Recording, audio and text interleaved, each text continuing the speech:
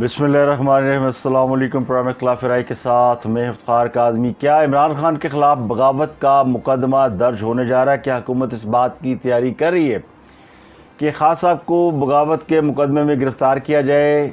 इसमें कितनी हकीकत है, कितना अफसाना है? तहरीक इंसाफ के रहनुमाओं ने यह दावा किया कि इमरान खान के ख़िलाफ़ बगावत का मुकदमा दर्ज करके उन्हें किसी भी वक्त गिरफ्तार किया जा सकता है। शहबाज गिल ने इस पर ट्वीट किया था और उन्होंने कहा था इमरान खान के ख़िलाफ़ CRP की दफ़ा A 124 यानी बगावत और वफाक के ख़िलाफ़ उकसाना और नफ़रत फैलाने के इल्ज़ाम में उन्हें गिरफ़्तार किया जा सकता है। और उस मुकदमे में जिसमें मुकदमे में उन्हें गिरफ़्तार किया जाएगा, बगावत का मुकदमा, उसमें उनकी सज़ा उम्र कैद हो सकती है।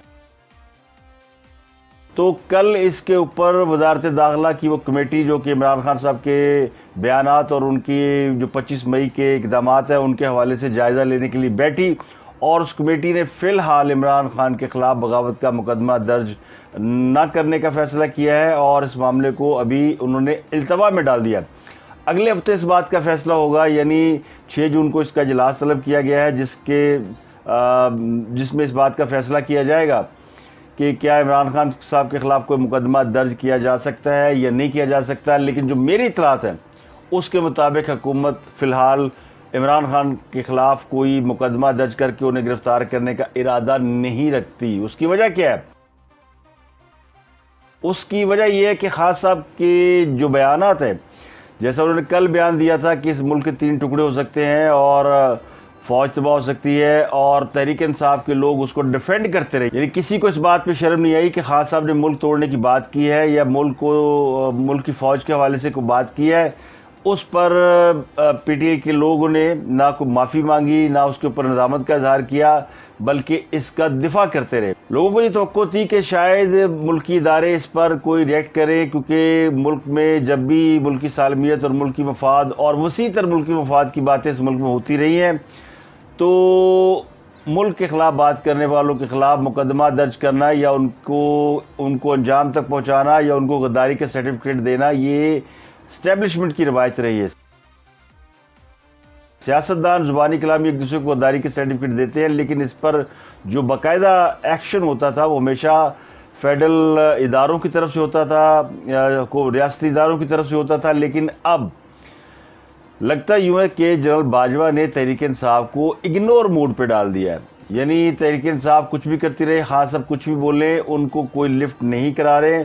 और खान साहब जो कि फ़ौज के अंदर ये समझा जा रहा है कि बगावत कराने की कोशिश कर रहे हैं, फ़ौज को इस मामले से दूर रखने के लिए फ़ौज कोई रिएक्शन नहीं दे रही। खान साहब के बारे में, यानी खान साहब अपने तमाम कार्ड खेल चुके हैं। फ़ौज ये समझती है कि अब खान साहब कुछ नहीं कर सकते, उनके पास करने के लिए कुछ नहीं रह गया, वो तमाम कार्ड खेल चुके हैं, उनके पास खेलने के लिए कोई कार्ड नहीं रह गया। तो अब वो प्रो करें, यानी अगर किसी को जो पॉलिटिकल जमातें होती हैं उनके लिए बड़ा इंपॉर्टेंट होता है कि वो अगर पार्लियामेंट का हिस्सा है तो पार्लियामेंट से इस्तीफे उनका एक आखिरी कार्ड होता है।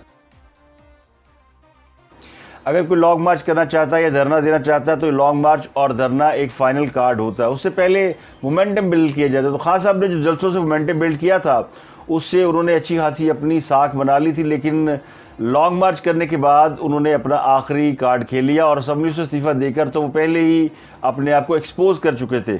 इसलिए अब तहरीक इंसाफ कंफ्यूज है कि वो असेंबली में वापस जाए या क्या करे। और अब उनके पास कोई ऑप्शन नहीं रह गया खान साहब के कि वो किसी को प्रोवोक करके अपने खिलाफ कोई एक्शन करके कोई नया बाब शुरू करे, कोई नया चैप्टर खोलें। यानी वो फ़ौज के ख़िलाफ़, एस्टेब्लिशमेंट के ख़िलाफ़ बयान इसलिए दे रहे हैं कि उनके खिलाफ कोई ना कोई मुकदमा दर्ज हो, उन्हें गिरफ़्तार किया जाए, हुकूमत कोई ना कोई ऐसी हरकत करे, गिरफ्तारी करे या उनके ऊपर कोई तशद्दुद करे या कोई ऐसा एक्ट करे जिससे उनकी तहरीक में दोबारा जान पैदा हो। तो इसलिए फ़ौज उन्हें इग्नोर मूड पे लगा चुकी है और कोई रिएक्शन नहीं दे रही। वरना जिस किस्म की बातें खान साहब ने कल की थी, अगर कोई और उनकी जगह होता तो उसको चौक में उल्टा लटका दिया जाता, उस पर गद्दारी का मुकदमा भी दर्ज होता और उसका जन बच्चा कोल्हू में पीस दिया जाता, जो कि पाकिस्तान के बड़े अवामी समझते हैं कि ऐसा हो जाना चाहिए था। क्योंकि माजी में हमने देखा कि उनसे भी मामूली बातों पर लोगों को बड़ी बड़ी सजाएं दी गई, लेकिन फ़िलहाल ये समझ लिया गया है कि खान जो है वो इस वक्त एक चला हुआ कारतूस है। अगर उसको छेड़ा गया या उसके खिलाफ कोई कार्रवाई की गई तो उसकी तहरीक में जान पड़ सकती है।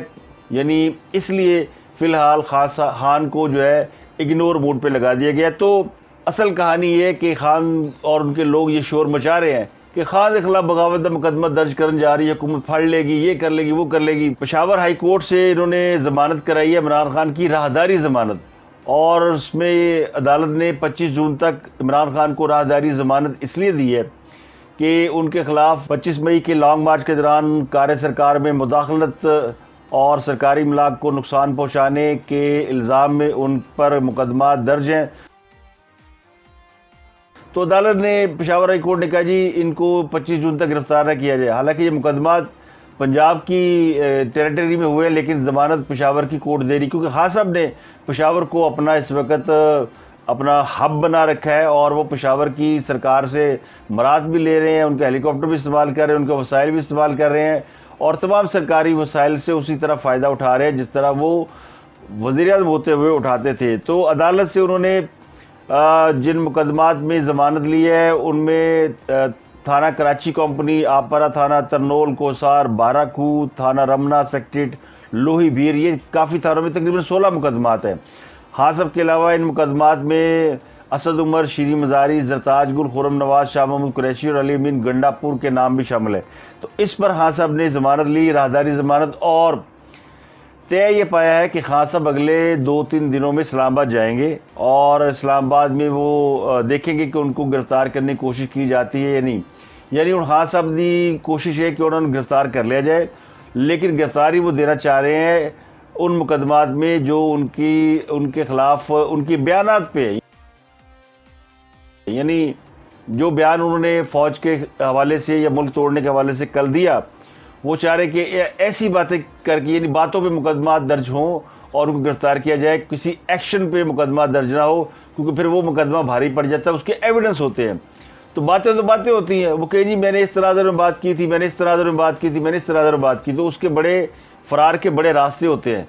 लेकिन जो असल होता है वो होता है कि अगर आपने कोई एक्ट किया हो, जैसे खान साहब एक जुलूस लेकर इस्लामाबाद गए थे, उन लॉन्ग मार्च किया, अदालत ने उन्हें रोका, उन्होंने अदालती हुक्म की खिलाफ वर्जी की, लेकिन जब उन्हें ये बात समझ आ गई या समझा दी गई कि अदालत तौहीन अदालत में आपको इसमें पकड़ सकती है, तो वो डी चौक नहीं गए और उससे पहले ही उन्होंने अपना धरना कॉल ऑफ कर दिया।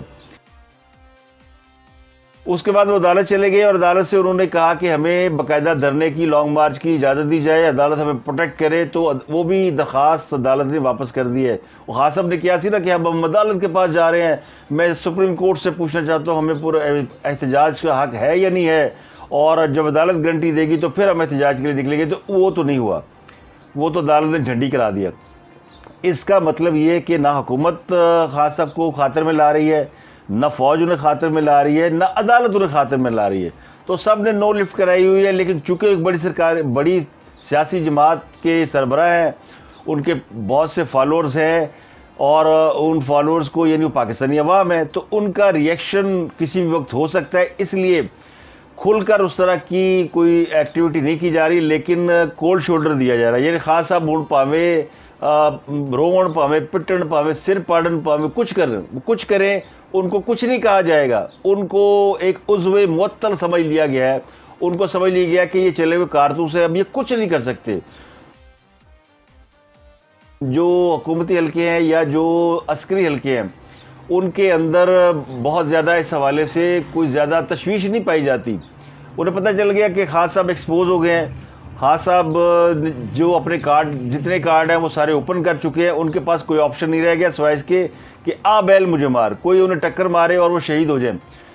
जिस तरह उनकी हुकूमत को गिरा कर शहीद किया गया, यानी ये उसका वो उसी शहादत को लेके, उसी का तबूत लेके वो गली गली फिर रहे कि अमेरिका की वजह से मेरी हुकूमत गिरा दी गई।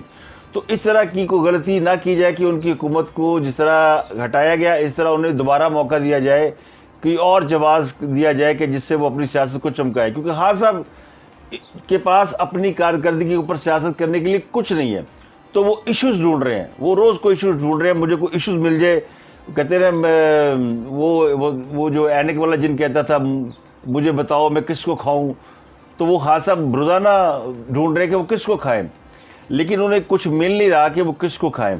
तो इसलिए हुकूमत ने जो हुकूमती कमेटी बनाई गई है मुकदमात के लिए, उन्होंने अभी कोई इस बात का फैसला नहीं किया कि खान साहब के खिलाफ को मुकदमा दर्ज किया जाए। हाँ, कमेटी सिफारिशें तैयार कर रही है, वो कैबिनेट को देगी और कैबिनेट इस बात का फैसला करेगी कि खान साहब को गिरफ्तार करना है, उनके खिलाफ बगावत का मुकदमा करना है या नहीं करना। लेकिन इसके लिए हुकूमत अभी टाइम ले रही है, हुकूमत बजट तक इंतजार कर रही है कि बजट के मामला निपटाए जाएं, उसके बाद देखा जाएगा कि इनका क्या करना है। हुकूमत भी समझ चुकी है कि चूंकि इस्टेब्लिशमेंट खान साहब की तरफ से बिल्कुल आंखें उन्होंने फेरी हुई हैं, वो कोई उसके ऊपर ना अच्छा ना बुरा को रिएक्ट ही नहीं कर रहे, यानी उनके ख्याल में खान साहब एग्जिस्ट नहीं कर रहे, जबकि खान साहब ये कह रहे हैं कि मेरी एग्जिस्टेंस के बगैर पाकिस्तान एग्जिस्ट नहीं करता। इसलिए तो उन्होंने कहा था कि मैंने वज़ीर-ए-आज़म नहीं बनाओगे, इस्टेब्लिशमेंट दुरुस्त फैसले नहीं करेगी तो पाकिस्तान तबाह हो जाएगा और फौज जो है वो, अब लोग कह रहे हैं जी वो तो उन्होंने एक बड़ा लीडर है, उसके विजन का मुजाहरा किया कि अगर मईशत अगर ख़राब हो तो मुल्क टूट जाया करते हैं और यूँ होते, तो किसी हद तक ये बात मानी जा सकती है। लेकिन ये बात किसी मुल्क के एक्स प्राइम मिनिस्टर के मुंह से नहीं अच्छी लगती, ना ये समझी जा सकती है और ना ही उस बात को उस तनाज़र में लिया गया कि वो खदशात का इजहार करें। ये सबको पता है कि वो बार बार एस्टेब्लिशमेंट का नाम ले रहे। खास को एक बात पता है कि दुनिया की कोई ताकत उन्हें इक़्तिदार में नहीं ला सकती। पाकिस्तान के सारे अवाम सड़कों पर निकल आए, लोग उन्हें सर आंखों पर बिठा लें, लेकिन वो इक़्तिदार में नहीं आ सकते क्योंकि पाकिस्तान के रियासती इदारों ने उनके ऊपर क्रॉस लगा दिया है। और ये बात खास सबको समझ आ गई है। इस बात को वो अब डाइजेस्ट करना उनके लिए मुश्किल हो रहा है और उसको रिमूव करने के लिए उनको समझ नहीं आ रही कि वो मीठे बन जाए, वो कड़वे बन जाए। जो कुछ वो कर सकते थे, और चूंकि उनकी तबीयत एग्रेसिव नेचर की है, वो निचला बैठ नहीं सकते। उनके पास अगर थोड़ी सी भी सेंस होती, थोड़ा सा भी तहम्मुल होता, तो वो लॉन्ग मार्च का कार्ड कभी ना खेलते और इसको एक थ्रेट बनाकर रखते और हुकूमत के ऊपर प्रेशर बिल्ड रखते। और ये प्रेशर एस्टेब्लिशमेंट के ऊपर भी रहता है कि पता नहीं खान आएगा तो क्या हो जाएगा। लेकिन वो खान आया और खोदा पहाड़ निकला चूहा, बल्कि चूहिया, वो भी मरी हुई। तो खास साहब की सारी जो स्ट्रीट पावर थी और उनकी जो विजन था वो सारा एक्सपोज हो चुका है। हालत ये कि गैर मुल्की तजियाकार भी ये कह रहे हैं कि खान साहब ने जो पाकिस्तान तोड़ने का बयान दिया वो भी पागलपन है। यानी खान कह रहे हैं कि घर की चाबी मेरे हवाले कर दो, मैं घर जला दूंगा। तो खान साहब को बाहर वाले भी लोग समझ गए हैं और घर वाले लोग भी समझ गए हैं। जब इस तरह के किसी बंदे को लोग समझ जाते हैं तो फिर उसके ऊपर तरस आना शुरू हो जाता है, उसके ऊपर गुस्सा नहीं आता। तो उनकी ज़हनी हालत को लोगों ने समझ लिया कि वो क्या कह रहे हैं और वो क्या कर रहे हैं और वो क्यों कर रहे हैं। उनके पास और कोई ऑप्शन नहीं है कि वो आ बैल मुझे मार और किस तरह की चीज़ करें। अब वो जगह जगह जलसे कर रहे हैं तो करते रहे, वो जगह जगह इस तरह किस्म की बातें कर रहे हैं तो जो गद्दारी और मुल्क दुश्मनी के ज़ुमरे में आती है। तो इसका मामला अवाम के ऊपर, क्योंकि अब अवाम बड़ी बाशऊर है। अब अवाम को आप ना मिसगाइड कर सकते हैं, ना किसी को उनके बयान तोड़ मरोड़ के पेश किए जा सकते हैं। जैसा कहा जा रहा था खान साहब का बयान तोड़ मरोड़ के पेश किया गया, तो बिल्कुल नहीं। खान साहब ने जो कहा था वही पेश किया गया। शांगला में उन्होंने जलसा किया, उन्होंने कहा जी एस्टेब्लिशमेंट को कहा जी बेशक आप न्यूट्रल रहे, लेकिन लोग जानते हैं पावर आपके पास है। ये फौज को कह रहे हैं, एस्टेब्लिशमेंट को कह रहे हैं कि बेशक आप न्यूट्रल रहे लेकिन पावर आपके पास है, यानी आप है असल में मालिक। सर जी आप हमें लेकर आए थे, सर जी आपने हमें रखना है और आपके बगैर कुछ नहीं है। तरले मिन्नते भी कर ली, खुशामदे भी कर ली, धमकियां भी दे ली। तो एक तरफ वो एक चेहरे से वो एस्टेब्लिशमेंट के साथ मिन्नतों तरलों पे है और दूसरे फेस के साथ अवाम को वो जेस्चर दे रहे हैं कि मैं एस्टेब्लिशमेंट से लड़ाई कर रहा हूँ और मैं लड़ रहा हूँ ताकि उनका वोट बैंक इंटैक्ट रहे और उनके ज़हनों में ये रहे कि खान अमेरिका ने नहीं निकाला, खान को पाकिस्तान की फौज ने निकाला। बल्कि दूसरे लफ्ज़ों में भी कहते हैं कि मैंने जनरल बाजवा ने कर दिया और अगर जनरल बाजवा मान गए तो फिर वापस ले आएंगे। और उनको मानने के लिए वो तरह तरह की तौजीहात पेश करें। देखें ये हुकूमत मईशत बैठ गई, रुपया डिवैल्यू हो गया, फलाना हो गया, धमाका हो गया, यानी सारे वो काम जिसके ऊपर फौज उनसे कहती थी खान साहब इसको आप सही करें, रुपया आप डिवैल्यू कर रहे हैं, मुल्क जो है वो नीचे जा रहा है, मईशत बैठ रही है। तो खान साहब उन्हीं बातों को अब उनके पलटाने की कोशिश करें कि देखें मैंने तो संभाला हुआ था, इनसे संभल नहीं रहा। तो अब उन्होंने कहा कि मैं परसों तक खैबर पख्तूनख्वा में हूँ, उसके बाद यानी 2 दिनों बाद मैं फिर कोई नया लाहेमल दूंगा। तो वो अब उनकी जो ट्रक की बत्तियाँ ना वो बुझ चुकी हैं, उनके पीछे कोई नहीं लग रहा। दुख हुआ, हमें तकलीफ हुई, सारे पाकिस्तान को तकलीफ हुई। बहुत लोगों ने इस पर यानी लोग अब भी समझते हैं कि जिस किस्म के खान साहब ने बयान दिए हैं, इस किस्म के बयानों पे उनको उठा के अंदर कर देना चाहिए या किसी जगह पे उनको इलाज के लिए बंद कर देना चाहिए, या उनके मुंह के ऊपर कम से कम खोपा चढ़ा देना चाहिए, वो जो बैल को चढ़ाते हैं ना मुंह के ऊपर, ताकि वो बोले ना और फजूल जो बातें ना करे। लेकिन चूंकि अभी उनकी फ़ैन फॉलोइंग है और उनका वोटर सपोर्टर है, तो इसलिए कोई भी यानी उसके ऊपर रिएक्शन देने की बजाय कि मुल्क में कोई नया मामला ना शुरू हो जाए, अनरेस्ट ना हो जाए, इसलिए उनको फ़िलहाल वो क्या छोड़ दिया गया कि जाओ आवारा फिरो और टकरे मारते फिरो, तुम्हें कोई नहीं पूछ। तो ना खान साहब से मुज़ाकरात हो रहे हैं, ना खान साहब के साथ कोई लड़ाई हो रही है। हाँ, पॉलिटिकली लोग अपना पॉलिटिकल स्कोर सेटल कर रहे हैं। जैसे हुकूमत बयान दे देती है खान साहब के ख़िलाफ़, खान साहब बयान देते हैं उनके ख़िलाफ़।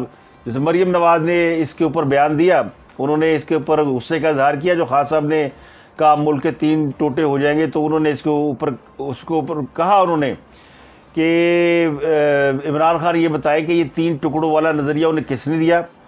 इस्लामाबाद में मौजूद थी, मीडिया से बात कर रही थी कल, उन्होंने कहा कि पाकिस्तान को 3 टुकड़ों में तकसीम करने का नज़रिया आपको जैक गोल्ड स्मिथ ने दिया या इसराइल ने दिया। अब जैक गोल्ड स्मिथ जमाइमा के भाई हैं, जो इनकी एक्स वाइफ है, तो वो ज़ाहिर है वो इसराइली हैं, जूइश हैं, तो उनके हवाले से जवाब जो ये मुस्लिम लीग नून ने देना था तो वो दे दिया। अब वो कहती है कि भट्टो शहीद हुए, बेनज़ीर शहीद हुई, लेकिन आवाज़ आई पाकिस्तान खपे। इमरान खान को तो किसी ने कुछ कहा ही नहीं और ये मुल्क को टुकड़े टुकड़े करने की बातें कर रहा है। तो पूरी कौम ने इमरान खान के बयान का नोटिस लिया है और कौम गुस्से में है। उन्होंने हुकूमत से कहा है कि इसका दिमागी और नफ्सियाती मराज के माहिरीन पर मुश्तमिल एक बोर्ड बनाया जाए और उससे इसका मुआयना कराया जाए। यानी वो भी ये कह रही है कि उनको गिरफ्तार ना किया जाए, इनको पकड़ा ना जाए, ये तो ऐसी बातें करें, इनका इलाज कराया जाए। इनका दिमाग जो है ना वो ख़राब हो गया है, ये हवास खो बैठे हैं, हवास बाख्ता हो गया। और ये बात किसी हद तक दुरुस्त भी है। एक आदमी होता है ना होश हवास में कुछ हरकत करे तो उसका जुर्म समझा जाता है, लेकिन जज को जब सर्टिफिकेट पेश कर दिया जाए कि पागल है, ये तो अहमक है, ये तो ऐसी बातें करता है, तो जज भी पागल करार देकर छोड़ देता है कि यार पागल बंदे को की कहना है। तो खान साहब को ये कौम इसी तरह इग्नोर कर सकती है कि उसको समझा जाए कि वो अपने हवास में नहीं है, वो या वो अपने उसका शिकार है, खुद परस्ती का तो शिकार वो हमेशा से रहे हैं।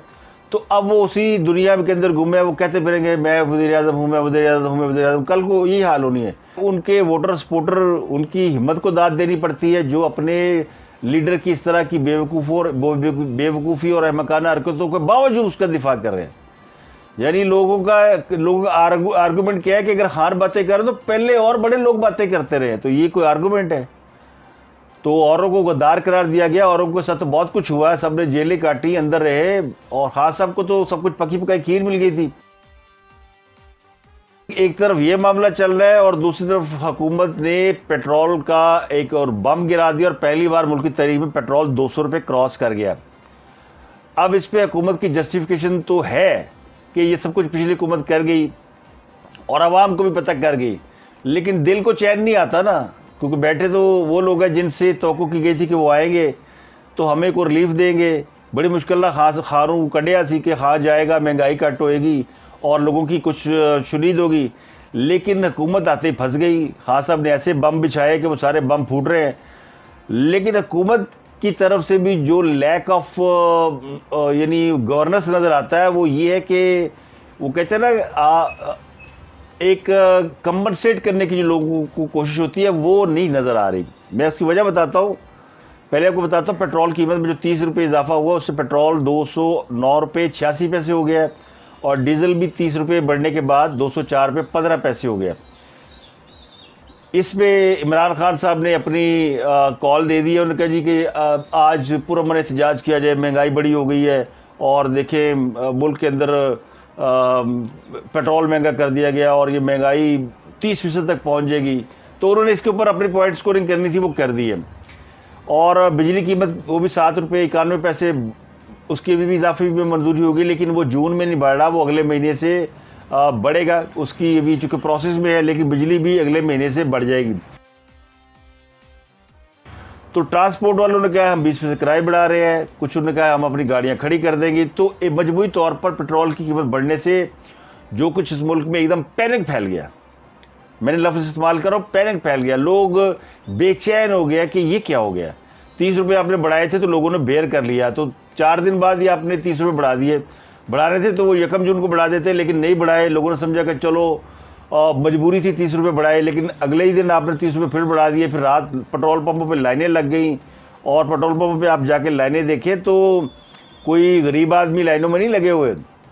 वो जो middle class, upper middle class, जिनकी लाखों रुपये मालियत की गाड़ियाँ हैं, वो भी बेचारे लाइनों में लगे हुए थे कि ऐसी पेट्रोल ज़िंदगी आखिरी दफ़ा पेट्रोल परवा लेने। यानी होता ही लोगों को पेट्रोल टैंक फिल करा ले, चलो 15-20 दिन महीना तो निकल ही जाएगा ना, या कुछ ना कुछ तो वक्त निकलेगा। और ये पेट्रोल पुरानी कीमत में, वो भी जो 30 रुपये बढ़े हुए थे, तो वहाँ पे लड़ाइयाँ हुई कराची के अंदर। तो लोगों ने पेट्रोल पंपों के ऊपर अटैक कर दिया, क्योंकि वो वहाँ पे रश ज़्यादा है और पेट्रोल 12 बजे से पहले सस्ता था, 12 बजे के बाद वो 209 रुपये कुछ का हो गया।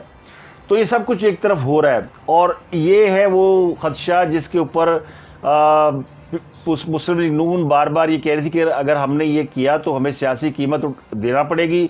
लोग गालियाँ निकालेंगे, लोग बुरा भला कहेंगे, लोग चोलियाँ चुक के कहेंगे जा शबाज शरीफ तेरा बेड़ा गर्क कोई। और लोग कह रहे हैं, इसमें कोई दो राय नहीं कि बहुत से लोग ये कह रहे हैं। जो मुस्लिम लीग नून का अपना वोट बैंक है वो तो है ही, वो अपनी जगह इंटैक्ट है, उन्हें समझ में आया कि क्या हो रहा है। लेकिन जो दूसरे जो यानी वो लोग जो कि मुस्लिम लीग नून के वोटर नहीं है और आम लोग हैं या तहरीक इंसाफ का वोटर है, वो तो जाहिर है उनके पास तो मौका है कि वो बददुआएं भी दें और फिर बुरा भला भी कहें और ये कहें जी आप सारा कुछ इस हुकूमत ने किया है। ये हकीकत है कि ये बर्डन पिछली हुकूमत से ट्रांसफ़र हुआ है इस हुकूमत के ऊपर। और जब खान साहब इक़्तिदार में आए थे तो वो भी 6 महीने यही कहते थे जी पिछली हुकूमत बर्डन है वो हम उतार रहे हैं। तो ये एक्चुअली सूरत हाल है कि ये परेशान कुन बात है। एक तो इसकी वजह से पेट्रोल तो चलो महंगा होना है, डीजल महंगा आपने कर दिया जी, सब्सिडी ख़त्म कर दी जी, IMF ने कहा हमने उससे लोन लेना है, हमने उससे किस्त लेनी है, $1 अरब लेना है, उसके बाद दुनिया से कर्जा लेना है, तो हमें जो 5, 10, $12 अरब कर्जा चाहिए, उसके लिए हम सब कर रहे हैं, जस्टिफाइड। लेकिन ये जो बाकी की महंगाई होनी है, इसको किसने मैनेज करना है, किसने कंट्रोल करना है, वो तो शुतर बेमहार है, उसको कोई पूछने वाला नहीं है। यानी जिसका दिल चाहेगा कितने % महंगाई करनी है, कितने % चीज़ महंगी करनी है, वो कर रहा है और कोई पूछने वाला नहीं है। और दूसरे लोगों के ज़ख्मों पे, यानी ज़ख्म ही है ना कि वो कहते हैं जी अमीरों से आपने क्यों नहीं ये सब कुछ किया। ये जो वज़रा है, ये जो सरकार है, इसके वज़ीरों को कहे ना कि 800 सीसी गाड़ी पे चले जाएं, ये ना बड़ी गाड़ियाँ इस्तेमाल करें, इनको 400 लीटर पेट्रोल मुफ्त मिलता है, इनका बंद करें पेट्रोल, ताकि अवाम के दुख तो कम होना। वो कहे जी चलो 80 नहीं मरे, इनको भी काबू किया हुआ है। उस तरफ से हुकूमत ने कोई एक्शन नहीं लिया। मुफ्ता इसमाइल ने प्रेस कॉन्फ्रेंस में कहा जी उधर की फ़र्क पड़ना है, वो 40 अरब रुपये तो हुकूमत का खर्चा होता है, मैं 2% कट भी लगा दूंगा तो वो 2 अरब कट कम हो जाएगा, वो 38 अरब रह जाएगा, 10% कट लगा दूंगा तो वो 30 अरब रह जाएगा। लेकिन जो हम पे कर रहे हैं वो तो बहुत ज़्यादा है, अरबों रुपये हम पे कर रहे हैं सब्सिडी में, तो हमें वो वेव ऑफ करानी है। वो अपनी जगह ठीक है, लेकिन जो बाकी से काम करने ने वो किसने करने हैं? इस पर तो पूरी हुकूमत को ऑन बोर्ड होना चाहिए। इस पर तमाम सियासी जमातों को अपना अपना मौक़िफ़ लेके अवाम के सामने रखना चाहिए। गरीब आदमी तो सभी समझता है ना कि वो पिस गया है, उसके लिए तो सबसे बड़ी बात है पेट्रोल, बिजली के बिल, गैस के बिल, आटा, घी, चीनी, ये 5-7 चीज़ें हैं जिससे आम आदमी की किस्मत जुड़ी हुई है। उसको इस बात से गर्ज नहीं आपने ट्रेड डेफिसिट कम कर दिया, आपने ज़्यादा कर दिया है, आपने IMF को खुश कर दिया, आप अपने टैरिफ को इंटरनेशनल लेवल पे ले गए हैं, आपने रेटिंग मुस्बत कर दी है, डॉलर नीचे आ गया है, आपने रुपया मजबूत कर। आम आदमी को इससे कोई गर्ज नहीं है, आम आदमी के मसाइल कुछ और है। तो ये वो पे है, ये कीमत है जो हुकूमत को पे करनी पड़ रही है, और इसी का उनको डर था कि करनी पड़ेगी और ये अगले कई दिनों तक करनी पड़ेगी, क्योंकि ये बात तो सच है कि इससे आवाम की ज़िंदगी मुतासर हो रही है। लेकिन अगर इसके ऊपर कोई ठोस लाहे अमल इख्तियार किया जाए, अपार्ट फ्रॉम ये पोलिटिकल, वो लगे हुए शहबाज शरीफ बेचारे तुर्की गए थे, वो वापस आ गए और वो कोशिश कर रहे हैं कि बाहर से पैसा आ जाए। दुनिया में जो डॉलर को या रुपये को वैल्यू देने की जो तरीक़ेकार है ना, वो एक ही है। वो एक ही है कि आपकी एक्सपोर्ट बढ़ जाए, आप दुनिया को चीज़ें एक्सपोर्ट करें। एक्सपोर्ट करने के लिए ज़रूरी है कि आप कुछ बनाएं तो सही। आप क्या माल बना रहे हैं जो एक्सपोर्ट किया जाए? अगर आप एक्सपोर्ट करेंगे दुनिया से, जो आप इंपोर्ट करते हैं अगर आप वो खुद जनरेट कर रहे हो, आप खुद बना रहे हो, तो फिर आपके यहाँ पे लोग खुशहाल हो जाते हैं। तो एक तो लोगों के पास काम नहीं है, बिजली है नहीं, लोड शेडिंग बढ़ी हुई है, तो हालात बड़े ख़राब है। तो एक तरफ हुकूमत सख्त फैसले कर रही है, हालात उनके हक में है नहीं, और पॉलिटिकल अनरेस्ट बहुत ज़्यादा है। तो इसलिए बाज़ लोग मशवरा दे रहे हैं, मैं भी उसमें शामिल हूँ, कि हुकूमत को चाहिए कि वो बजट पेश करने के बाद इलेक्शन अनाउंस कर दे। उसकी वजह क्या है कि अभी चूँकि हम ताज़ा और लोगों को समझ आए कि महंगाई की वजह मौजूदा हुकूमत नहीं है बल्कि पिछली हुकूमत है, और ये खान साहब का बर्डन है जो इनके ऊपर आ रहा है।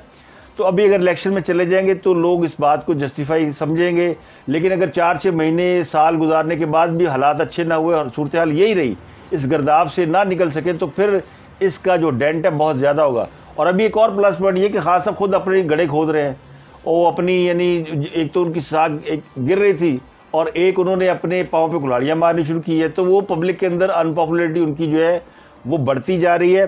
तो इसका फ़ायदा सियासी जमातें उठा सकती है अगर कोई ये समझता और लेकिन ये अब अप टू ये कि जी इन पे है, हुकूमत पे है, और मुस्लिम लीग नून ने टास्क लिया हुआ है, क्योंकि लड़ तो ये वही रहे ना सामने, चले सारे लोग शामिल हैं इत्तेहादी जमातें, लेकिन असल चेहरा तो फिर नून लीग है ना। अगर किसी ने कहना बुरा भला तो शहबाज शरीफ को कहेगा, वज़ीर तो वो है। पेट्रोल की कीमतों के ऊपर आवाम का रिएक्शन रहेगा, और ये पैनिक जो बटन दब गया है इसको हुकूमत कैसे कंट्रोल करेगी, ये सबसे इंपॉर्टेंट काम है। इसके लिए हुकूमत को आइंदा यानी अगले 2-4 दिनों में इस पैनिक को कंट्रोल करने के लिए मुस्बत इक़दाम करने की ज़रूरत है। जिस तरह पिछली दफ़ा 30 रुपये कीमत बढ़ाई थी तो हुकूमत ने फौरी तौर पर 28 अरब का पैकेज दिया था, तो लोग कंपनसेट हो गए थे। लेकिन जो अब हुआ है इसके ऊपर भी कोई ना कोई उनके ऊपर कंपनसेट करने के लिए कुछ ना कुछ करना पड़ेगा। एक चैप्टर, एक बाब ख़त्म हो गया है। जनाब chairman NAB justice Javed Iqbal, जिनका अहद जो है वो तारीख़ में बड़ी कभी भी अच्छे लफ्ज़ों से नहीं लिखा जाएगा, ना याद किया जाएगा, वो रिटायर हो गए हैं। यानी उनकी मुद्दत मुलाजमत ख़त्म हो गई है, वो कॉन्ट्रैक्ट पे थे, मुलाजमत तो पहले ख़त्म हो गई थी, उनको जब एक ऑर्डिनेंस के ज़रिए उनकी जॉब एक्सटेंड की गई थी, तो उनकी जॉब ख़त्म हो गई है। लेकिन साथ ही एक और ख़बर ये कि साबिक़ चेयरमैन वापडा, ये मुजम्मल हुसैन, ये जनरल मुजम्मल हुसैन है रिटायर्ड, उनके खिलाफ नैब ने तरवेला 4 प्रोजेक्ट में 75 करोड़ 30 लाख डॉलर की करप्शन और कंट्रैक्टर को गलत अदायगियाँ करवाने के इल्ज़ाम में कार्रवाई शुरू कर दी है। यानी नैब ने ये केस ओपन कर दिया है मुजम्मल हुसैन के खिलाफ। साबिक़ चेयरमैन वापडा है मुजम्मल हुसैन, ये 7 मई को अपने ओहदे से मुस्तफ़ी हुए थे, और ये वो है जिनको नवाज शरीफ ने लगाया था 2016 में चेयरमैन वापडा। उसके बाद ये पाकिस्तान तहरीक इंसाफ ने इनकी मुद्दत मुलाजमत में तोसी कर दी थी। लेकिन जो इनका असल किरदार है वो ये है कि ये उनके ग्रुप में शामिल थे, पेशावर वाले बाबा के ग्रुप में, साबिक़ DGI उनके ग्रुप में शामिल थे, और इनके हवाले से कहा जाता था कि ये बहुत ज़्यादा इनका इन्फ्लुएंस था, और इन्होंने हुकूमत के जो इत्तेहादी थे, पिछली हुकूमत थी, खान साहब और उनके इत्तेहादियों को इंटैक्ट रखने में बड़ा किरदार अदा किया। ये बाकायदा इस सिलसिले में एक्टिव थे, और जब खान साहब के इत्तेहादी उनके साथ छोड़ रहे थे तो चौधरी परवेज़ इलाही को इमरान खान के साथ दोबारा अटैच कराने में इन्हीं का हाथ था। तो ये सहूलतकार समझे, ये उन सहूलतकारों में शामिल थे जिन्हें अस्करी यूथिया कहा जाता है। तो ये अस्करी यूथिया जिन्होंने जो फ़ौज के अंदर थे या फ़ौज से रिटायर्ड लोग थे, जिन्होंने खान साहब की मदद की थी, जो खान साहब का एक विंग है फ़ौज के अंदर या बाहर, जिन्होंने उनकी आउट ऑफ द वे जाके उनको सपोर्ट किया, उनको इक़्तिदार में लाने में मदद की, और उसके बाद फिर उनकी हुकूमत को स्टेबल करने में वो अपना किरदार अदा करते रहे हैं, जिनमें एक्स सर्विसमैन शामिल थे। और जो अब शोर मचा रहे जी हमारी पेंशनें रोक ली गई, हमारी तनख्वाहें ज़ब्त की जा रही हैं, ये भी तो खबरें ज़ेरे गर्दिश है कि वो जितने लोग जिनके बारे में ये शुबा है कि वो फ़ौज के नाम पर या फ़ौज का नाम लेकर सियासी सरगर्मियों में इन्वॉल्व हैं, उनकी पेंशन रोक ली गई है या उनका कोई मामला चल रहा है, तो इसका वो जो फ़ौज के अंदर भल सफाई जारी है। मैंने कहा था, बल्कि बहुत से दोस्त ही खबर दे रहे हैं कि वो भल सफाई जारी है। जितने लोग सियासी तौर पर फ़ौज के अंदर इन्वॉल्व हैं या फ़ौज से रिटायर हो चुके हैं और वो फ़ौज के नाम पे सब कुछ कर रहे हैं, उन सबसे डिसएसोसिएशन कर ली गई है। ये मुजम्मल भी उनमें शामिल थे, इसीलिए चेयरमैन वापडा के ओहदे से इनकी छुट्टी ने कहा गया था कि जनाब आप इस्तीफ़ा दें और घर चले जाए। अहमी कोई नहीं जानता क्योंकि ये एक्सपोज हो गए थे, इनका नाम आ गया था, पता चल गया था कि इन्होंने परवेज़ इलाही को इन्फ्लुएंस किया है, और ये इस तरह के लोग हैं जो बैठ के लोगों को फ़ोन करते थे कि तुमने वोट नहीं डालना, तुमने वोट डालना है, तुमने घर पे रहना है। चेयरमैन सेनेट का जब इलेक्शन हुआ था तो जो मेजॉरिटी पार्टी थी अपोजिशन वो हार गई थी क्योंकि उनके लोग वोट डालने नहीं आए, तो उनको इसी तरह के लोगों ने रोका हुआ था। तो जनरल फैज़ हमीद के साथ इनका नाम लिया जाता था। अब जनरल फैज़ हमीद भी अपने आप को सियासी सरगर्मियों से फिल वक्त उन्होंने अपने आप को लहदा किया हुआ और फ़ौज के डिसिप्लिन में वो काम कर रहे हैं, और इसीलिए उनके खिलाफ जो कार्रवाई की खबरें थी वो नहीं आ रही, क्योंकि उन्होंने अपने आप को वो भी समझ गया कि जनाब ये तो कहानी और हाँ साहब आप मान गए ने। हाँ साहब ने खुद कह दिया कि जनाब मैं उनको आर्मी चीफ नहीं बनाना चाहता था। उन्होंने कहा जी तू कौन, मैं खाम खा। तो वो भी अपने आप को यानी प्रोफेशनली कोर कमांडर पेशावर के तौर पर वो अपनी जिम्मेदारियां अंजाम दे रहे हैं। तो उनके खिलाफ भी कोई इंक्वायरी इस वक्त नहीं है, क्योंकि जब उन्होंने डिसोन कर लिया तो जो मेरी इन्फॉर्मेशन है उसके मुताबिक वो अब किसी कार्रवाई में इन्वॉल्व नहीं है। हाँ जो बाकियात हैं जो खुशफहमी में थी कि सब जो करा रही फौज करा रही है वो लगे हुए हैं। तो चेयरमैन नैब जो है जवेद इकबाल का जो मुद्दत मुलाजमत का दौर था वो बड़ा खौफनाक था, जिसमें इन्होंने बहुत अहम शख्सियात को जेल में रखा बगैर किसी तहकीक के सबूत के, और ये सियासी बुनियादों पर उन्होंने यानी हुकूमत की फरमाइश पे ये कहा जाता था जी वो चेयरमैन नैब बड़ा मजबूर है। उनकी एक वीडियो थी, उनकी वीडियो भी आई थी, और उस वीडियो के जब वो वीडियो आई आने से पहले वो ये कहा करते थे कि हुकूमत के लोगों पर हमें हाथ डाल सकते हो, इनके खिलाफ बड़े केस है। तो फिर इनकी एक वीडियो मंजर आम पाई थी जिसके बाद इनका नाम चुम्मीशा पड़ गया। उस वीडियो के बाद ये ब्लैकमेल हुए और इन्होंने फिर हुकूमत की फरमाइश पे जिसको चाहा हाँ साहब ने उसको अपना बना लिया, यानी अंदर कर दिया। और फिर इन्होंने इनके दौरे चेयरमैनशिप में बहुत से लोग नैब के अंदर गए, नाजायज़ तौर पर पकड़े गए, और फिर उनकी मौत वाक़या हो गई। असद मुनीर साहब का नाम है, फिर जावेद है जो कि वो सरगोदा यूनिवर्सिटी के मालिक थे, मलक जावेद, वो उनको हथकड़ियाँ लगी हुई थी जेल में जब उनकी डेथ हो गई, तो वो भी नैब ने उठाए थे और नाजायज़ उठाए थे। और नैब लोगों को बहुत हरासा करता रहा है और लोगों को ज़हनी तौर पर उन्होंने टार्चर दिया था। तो अब ये एक चैप्टर ख़त्म हुआ है, तो इनके हवाले से भी इतलात कुछ ऐसी है कि इनके खिलाफ भी कोई ना कोई कार्रवाई कानूनी कार्रवाई करने का सोचा जा रहा है। अब नए चेयरमैन की तकरीर के लिए बहुत से नाम लिए जा रहे हैं, लेकिन ये मामला जो है ये अभी यानी पेंडिंग है कि कौन चेयरमैन नैब होगा। और ये पार्लियामेंट्री कमेटी जिन लोगों 5-6 के नाम आ रहे हैं उनमें जस्टिस मकबूल बाकर का नाम है, दोस्त मोहम्मद का नाम है, साबिक DGIB आफ्ताब सुल्तान का नाम है, वो जो DGFI थे बशीर मेमन उनका नाम ही है, और साबिक DMG अफसर अखलाक तारड़ का नाम भी, बहुत से नाम आ रहे हैं। तो अब चेयरमैन नैब कौन होगा ये तो नहीं पता, लेकिन अब जो नैब के नए चेयरमैन होंगे उनके हवाले से भी किसी को खुशगुमानी नहीं होनी चाहिए कि वो मेरिट पे होंगे या वो किसी के खिलाफ कार्रवाई नहीं करेंगे। नैब का इदारा असल में हमेशा सियासी इंतकामी कार्रवाइयों के लिए इस्तेमाल होता रहा है और आगे भी वो नहीं होगा, इस बात की कोई गारंटी नहीं है। तो आज के लिए इतना ही। अपना गिरदुनवा के लोगों का ख्याल रखिएगा और इस दुआ के साथ और इस इत्मीनान के साथ कि ख़ास अब ये गल्ला ना कुछ नहीं होना। दुआ करें कि इस मुल्क में हालात अच्छे हों और हुकूमत ने जो सख्त फैसले किए हैं वो आइंदा आने वाले 2-4 दिनों में या 2-4 हफ्तों में या 2-4 महीनों में उसके मुस्बत असरात हों और पाकिस्तान अपने ट्रैक पे वापस चला जाए और ये जितनी कीमतें बढ़ी हैं ये वापस रिवर्स हो। उम्मीद की जा सकती है, उम्मीद पे दुनिया कायम है। आपसे मुलाकात होगी कल। अपना गिरदुनवा के लोगों का ख्याल रखिएगा।